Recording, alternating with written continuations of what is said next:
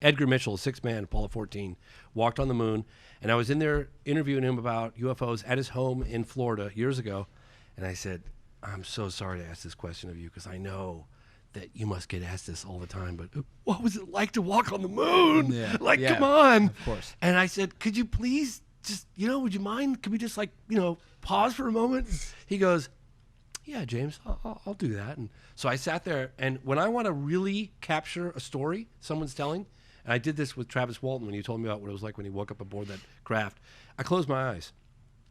And I closed my eyes because I want the words to recreate the imagery in my head so I can see it, right? So I closed my eyes and I listened very carefully, really carefully. And he described, he's like, I might as well have been in a simulator for 3 days. We're hurtling through the vacuum of space towards this. We're watching the moon get bigger and the Earth get smaller. And but he goes, I might as well have been in a simulator because I was so focused on the task at hand. I got the translunar injection. We go around the Earth, and then we got to hit those blasters, and we got to get the trajectory just right. If we're off, we boom into the moon, or we ricochet and off into space, and we're done. And so he's like, you got to get it just right. And so he gets to the moon. And then his responsibility was landing the lunar lander, right? So he's like, in this thing, he goes, I might as well be in the simulator because we touched down and turn off all the systems. And he said it was so quiet. And he said you could hear these macrometeorites pelting the skin of the craft. They were paper thin, right? The walls of that thing.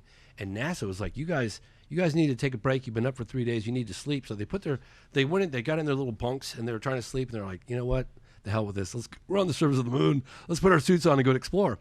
So they're out there on the surface of the moon, and he looks out and he watches this Earth rise, okay?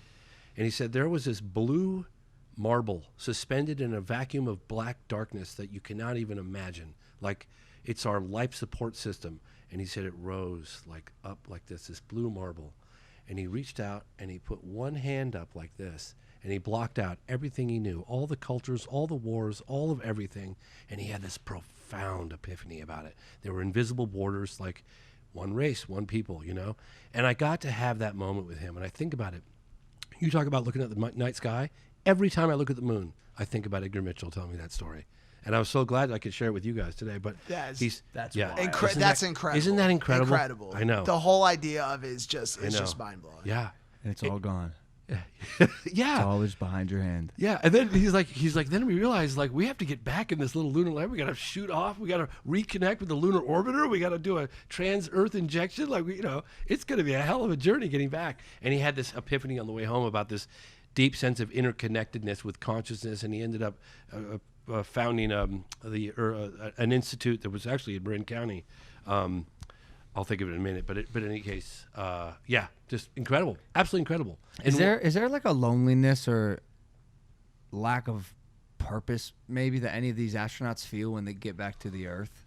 I can't imagine going to another planet and then coming back to Earth wouldn't affect me in some way. I agree. You know what? Just hearing that story and thinking about putting your hand up and blocking out all that you've ever known, ever about everything, and then simply putting your hand back away and returning to the noise that is this ridiculous pursuit that we all go out on every single day. I can't even imagine what that solitude must have felt like to be on the moon looking at this madness that exists on this planet from a perspective that we've never seen before. Is mind-blowing. It left an indelible mark on me, and I think about it almost every day. When I see the moon, I think about him telling me what it was like to stand on the moon and look back at Earth. I mean, it's just like... Why do you think we haven't been back?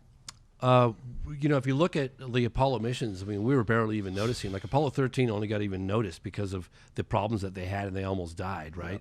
Yep. The public had moved on, and they lost the civilian support. It's a very expensive program. Yep. But Elon Musk is bringing it back, and we'll be doing missions to Mars. Yeah. And I think what they said, we're going to land men on the moon in the next couple of years. Yeah, right? where they're trying to bring it back, right? I think, but costliness as well as I think end of mission feeling. We know. It's not made of cottage cheese. Right.